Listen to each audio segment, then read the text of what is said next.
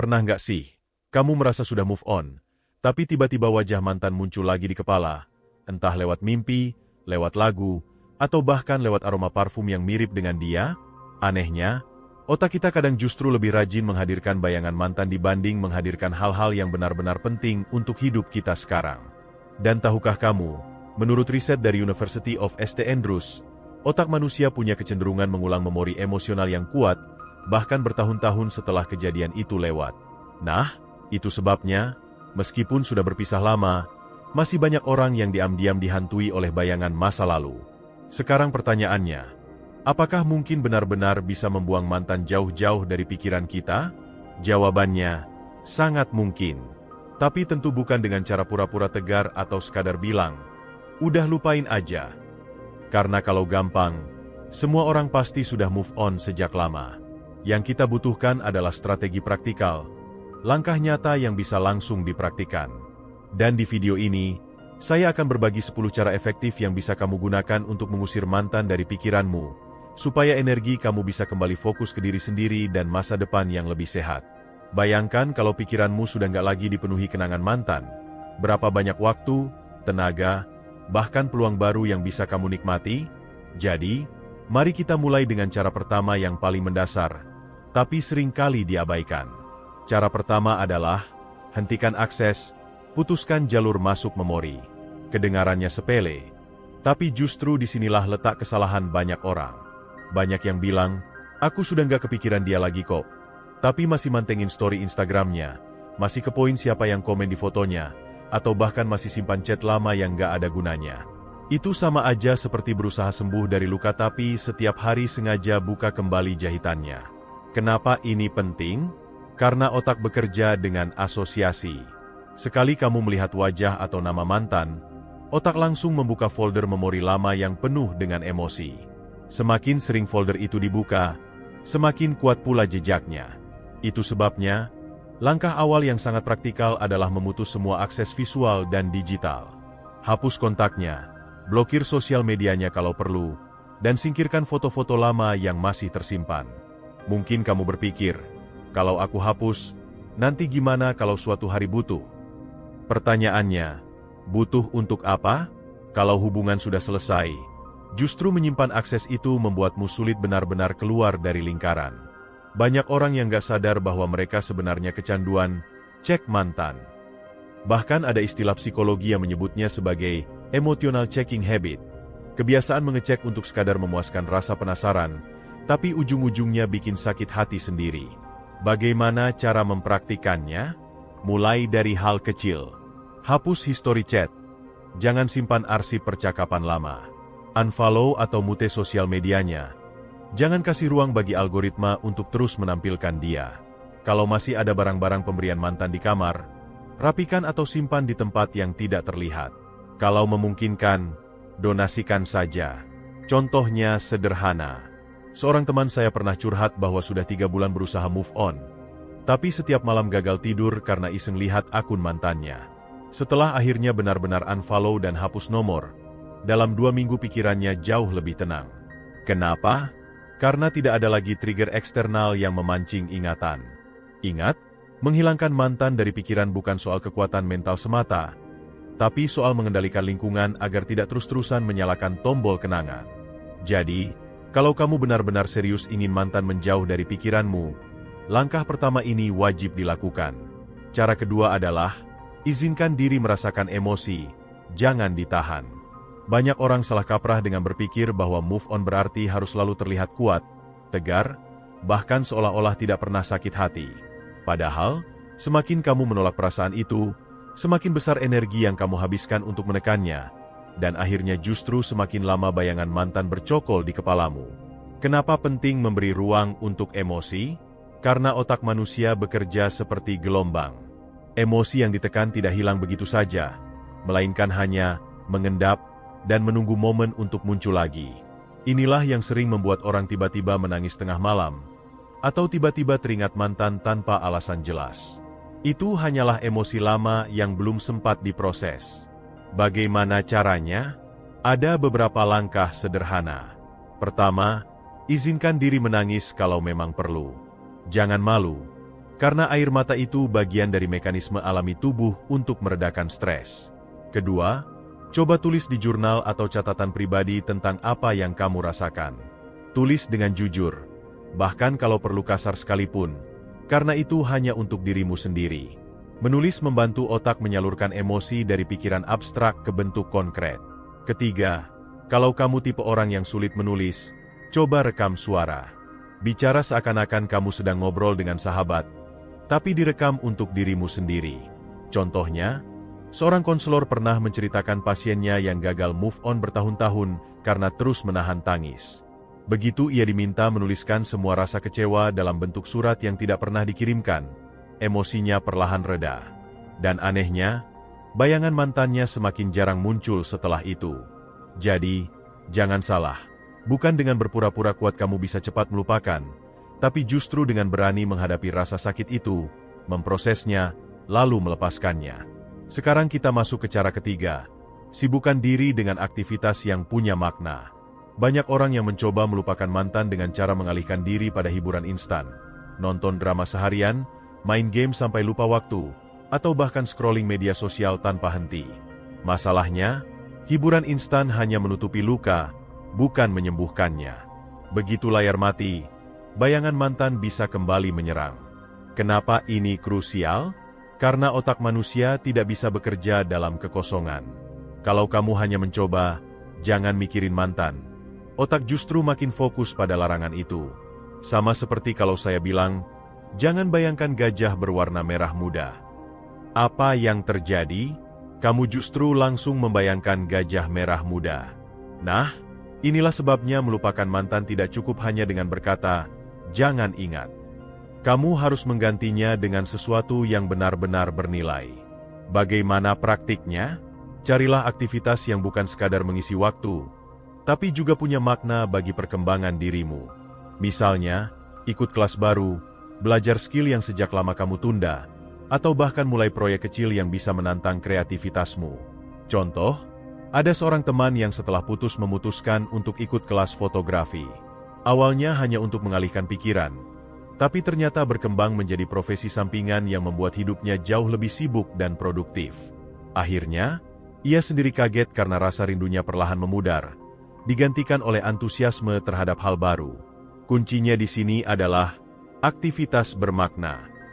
Beda jauh antara main game semalaman dengan misalnya ikut komunitas olahraga, karena yang kedua tidak hanya memberi distraksi, tapi juga membangun jaringan sosial baru, rasa percaya diri, dan tujuan hidup yang lebih jelas. Bayangkan begini, kalau setiap hari kamu punya jadwal yang terisi dengan aktivitas yang menantang dan bermanfaat, kapan lagi otak sempat mengulang-ulang memori tentang mantan? Jadi, bukannya sekadar menghindar dari kenangan, kamu justru menciptakan alur hidup baru yang lebih sehat. Cara keempat adalah, ubah lingkungan yang penuh jejak mantan. Pernah nggak kamu merasa tiba-tiba kepikiran mantan hanya gara-gara lewat tempat nongkrong favorit dulu? Atau mencium wangi parfum yang sama dengan yang dia pakai? Itu bukan kebetulan. Dalam psikologi, ada yang namanya environmental trigger, yaitu rangsangan dari lingkungan yang otomatis memicu memori tertentu.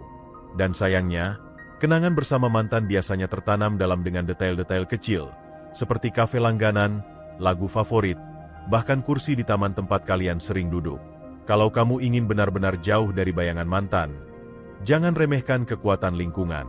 Coba ubah dekorasi kamar, atur ulang posisi furnitur, atau bahkan cat ulang dinding dengan warna baru. Hal-hal sederhana ini memberi sinyal ke otak bahwa ini adalah bab baru. Kalau kamu terus tinggal di ruang yang penuh jejak kenangan, wajar saja pikiran sulit bebas. Contohnya, ada orang yang setelah putus memutuskan mengganti posisi kasurnya ke arah yang berbeda.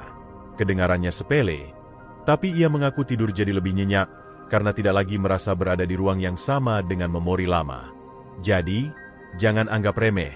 Perubahan lingkungan sekecil apapun bisa memberi efek psikologis besar. Cara kelima adalah, bangun rutinitas baru yang konsisten. Setelah putus, banyak orang kehilangan ritme hidup. Dulu ada rutinitas chat pagi, telepon malam, atau jalan bareng di akhir pekan. Begitu hubungan selesai, ritme itu hilang, meninggalkan ruang kosong yang mudah sekali diisi oleh rasa rindu atau bayangan masa lalu. Kalau kamu biarkan ruang kosong itu terbuka, pikiran akan dengan mudah kembali mengisi dengan mantan. Karena itu, cara paling efektif adalah dengan menciptakan rutinitas baru yang konsisten.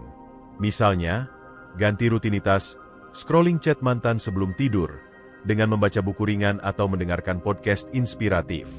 Ganti, jalan bareng mantan di weekend, dengan olahraga bareng komunitas atau ikut kelas baru. Kenapa rutinitas penting? Karena otak sangat menyukai pola. Begitu kamu membangun pola baru yang sehat dan konsisten, lama-lama otak akan lebih nyaman dengan kebiasaan baru dibanding mengulang-ulang kebiasaan lama bersama mantan. Contohnya, ada yang setelah putus memutuskan setiap pagi bangun lebih awal untuk jogging. Awalnya terasa berat, tapi karena dilakukan rutin, tubuhnya jadi lebih segar, mood meningkat, dan yang paling mengejutkan, rasa kangen mantan berkurang drastis, diganti dengan semangat hidup baru. Jadi, jangan tunggu mood datang, tapi bangun rutinitas yang bisa menopangmu. Cara keenam adalah, perkuat lingkaran sosial positif. Satu hal yang sering bikin orang gagal move on, adalah terlalu sering mengurung diri. Mereka merasa tidak punya energi untuk bertemu orang lain. Akhirnya hanya berdiam diri dengan pikiran yang berputar-putar tentang mantan. Padahal, salah satu cara paling ampuh untuk menjauhkan mantan dari pikiran adalah dengan hadir bersama orang-orang baru atau teman yang suportif. Kenapa ini efektif? Karena interaksi sosial memberi stimulus baru yang lebih kuat daripada sekadar memori lama. Ketika kamu tertawa bersama teman, berbagi cerita, atau bahkan sekadar nongkrong santai, otakmu mendapat input segar yang bisa menyaingi memori tentang mantan. Caranya praktikal. Mulailah dengan hal kecil. Hubungi sahabat yang lama tidak bertemu, ikut kegiatan komunitas, atau bahkan sekadar ikut acara keluarga dengan lebih antusias. Jangan remehkan kekuatan kehadiran orang-orang baru. Kadang satu obrolan menarik bisa membuat pikiranmu lupa bahwa tadi pagi kamu masih kepikiran mantan. Ada sebuah penelitian dari Journal of Social and Personal Relationships yang menyebutkan bahwa dukungan sosial punya efek signifikan dalam mempercepat proses penyembuhan emosional pasca putus cinta. Jadi, jangan biarkan dirimu sendirian terus. Teman, keluarga, atau komunitas bisa menjadi jaring pengaman yang membuatmu lebih cepat keluar dari bayangan lama. Cara ketujuh adalah, rawat diri secara fisik dan mental. Banyak orang setelah putus justru terjebak dalam pola hidup yang tidak sehat. Ada yang begadang terus, makan sembarangan, atau malah jadi malas bergerak. Masalahnya, tubuh yang tidak terawat hanya akan memperparah suasana hati. Penelitian dari Harvard Medical School menunjukkan bahwa aktivitas fisik ringan seperti olahraga teratur mampu menurunkan hormon stres kortisol dan meningkatkan hormon bahagia endorfin. Dengan kata lain, semakin kamu merawat tubuhmu, semakin kuat mentalmu untuk tidak terus-menerus terikat dengan bayangan mantan. Praktiknya sederhana. Mulailah dengan tidur yang teratur, olahraga minimal 3 kali seminggu, dan konsumsi makanan bergizi. Jangan remehkan hal sesederhana ini. Banyak orang melaporkan bahwa setelah mulai rutin olahraga, rasa rindu terhadap mantan berkurang drastis karena pikiran lebih segar dan energi positif meningkat. Kamu bisa mulai dengan jogging pagi, yoga di rumah, atau sekadar jalan kaki 30 menit setiap sore. Yang penting konsisten. Contoh nyata, ada seorang teman yang awalnya setiap malam nangis karena teringat mantan. Setelah ia mulai rutin ikut kelas Zumba di gym, pikirannya jauh lebih cerah. Kenapa? Karena fokusnya beralih ke kesehatan dirinya sendiri, bukan lagi ke hubungan yang sudah selesai. Cara ke-8 adalah, belajar memaafkan, bukan demi mantan, tapi demi dirimu sendiri. Salah satu alasan kenapa bayangan mantan terus muncul adalah karena ada emosi yang belum selesai. Marah, kecewa, atau merasa dikhianati. Selama perasaan itu masih mengendap, otak akan terus memunculkan kembali wajah mantan sebagai simbol dari luka tersebut. Tapi, memaafkan bukan berarti membenarkan kesalahan.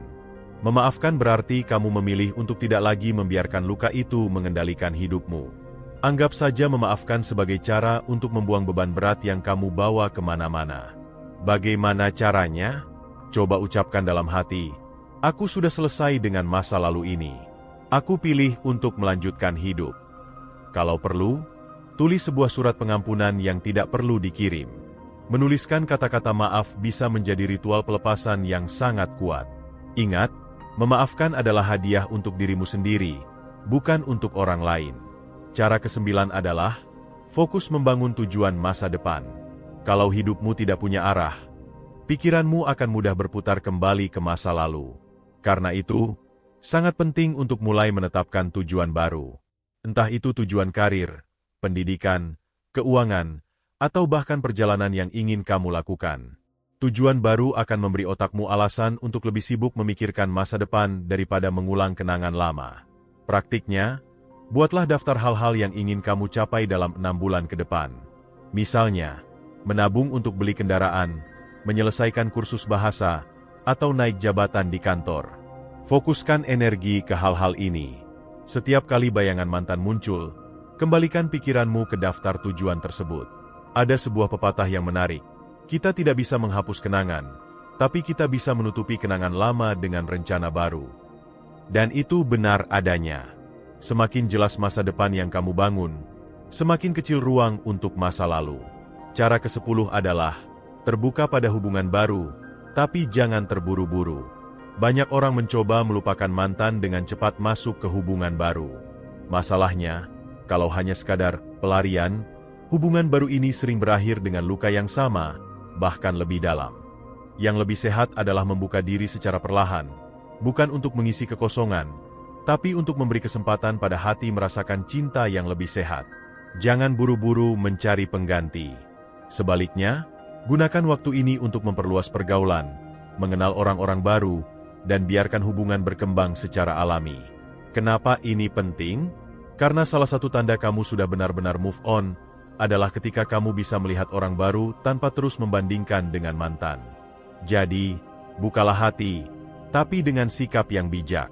Nah, kita sudah membahas 10 cara efektif untuk menjauhkan mantan dari pikiran.